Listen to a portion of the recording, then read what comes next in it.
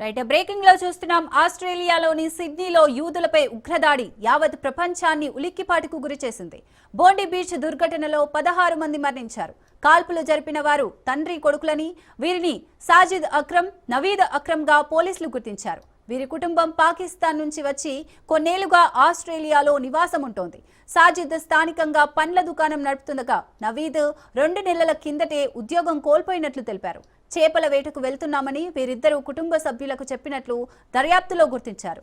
దాడి సమయంలో సాజిద్ మృతి చెందగా నవీద్ను పోలీసులు అరెస్ట్ చేశారు.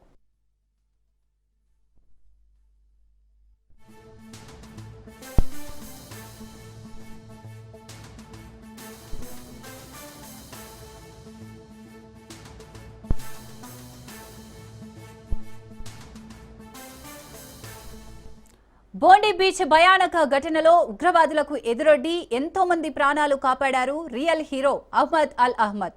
దాడి సమయంలో ఆయన చెప్పిన మాటలు అందరి హృదయాన్ని కదిలిస్తున్నాయి.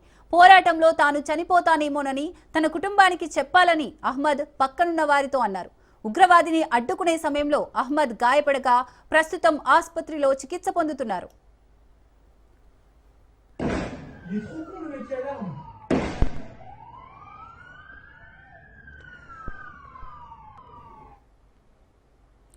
నిఘా వర్గాల నిర్లక్ష్యం వల్లే అభం శుభం తెలియని అమాయకులు ప్రాణాలు కోల్పోయారు. కొద్ది రోజులుగా ప్రపంచవ్యాప్తంగా ఉగ్రవాదులు రెచ్చిపోతున్నారు.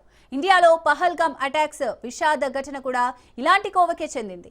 బోండి బీచ్ ట్రాజెడీలో నిఘా నిర్లక్ష్యం స్పష్టంగా కనిపిస్తోంది.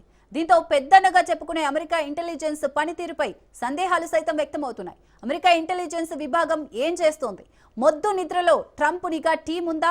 ఇప్పుడు ప్రపంచ దేశాలకు డొనాల్డ్ ఏం చెప్తాడు అనే ప్రశ్నలు వినిపిస్తున్నాయి. ఇక ఎక్కడ దాడి జరిగినా మూలాలు పాక్వే. దీంతో ఆ దేశ పాలకుల తీరుపై విమర్శలు వ్యక్తమవుతున్నాయి.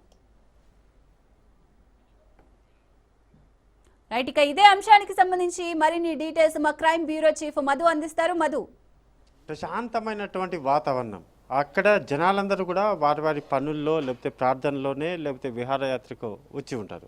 అలా వచ్చినటువంటి వారి దగ్గరికి సడన్గా తుపాకులు పట్టుకొని పనికి మాలిన ఎదవలు, ఇంకా అంతకంటే పెద్ద పదం ఏదైనా కూడా అటువంటి ఎదవలు కొంతమంది రావడము, ఉగ్రవాదు అనేటటువంటి ముసుగు వేసుకొని కాల్చి హత్యలు చేయడం. ఇదే పెహల్గామ్లో జరిగింది, అదే ఇప్పుడు మన సిడ్నీలో చూసుకుంటే జరిగింది కూడా అదే. ప్రపంచ దేశాలలో ఈ దేశాన్ని వదిలిపెట్టం, ఆ దేశాన్ని వదిలిపెట్టం అనే విధంగా కూడా పరిస్థితి మారిపోయింది.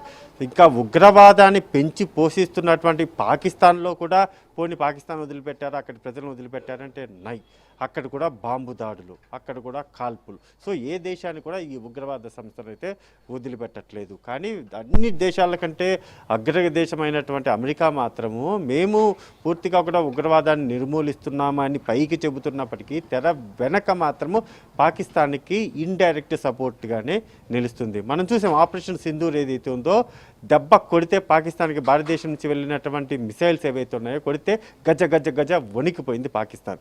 సో ఆ దెబ్బతో కాస్త సైలెంట్ అయినట్టు కనిపించినప్పటికీ కానీ ఉగ్రవాదులకు ఈ రకమైనటువంటి, ఇప్పుడు సిడ్నీ ఏదైతే చూసుకుంటే చాలా కూల్గా ప్రశాంతంగా ఉండేటటువంటి ప్లేస్. సో అక్కడికి యూదులు ప్రార్థన చేస్తూ ఉంటే అక్కడికి ఒక్కసారిగా వచ్చినటువంటి ఈ తండ్రి కొడుకులు ఎవరైతే ఉన్నారో విచక్షణ రహితంగా కూడా కాల్పులు జరిపారు. సో ఆ కాల్పుల్లో ఇంకా చెప్పలేము, ఇంకా అందరూ కూడా ప్రాణాలు కోల్పోయి ఏ మాత్రం కూడా సంబంధం లేదు, అటువంటి వారందరూ కూడా ప్రాణాలు కోల్పోయారు. రైట్, దీనికి సంబంధించి ఇన్వెస్టిగేషన్ జరుగుతుంది.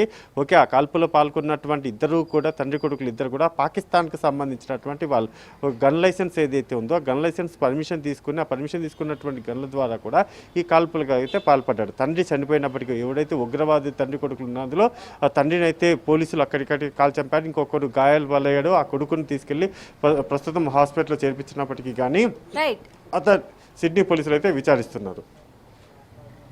Right, thank you Madhu.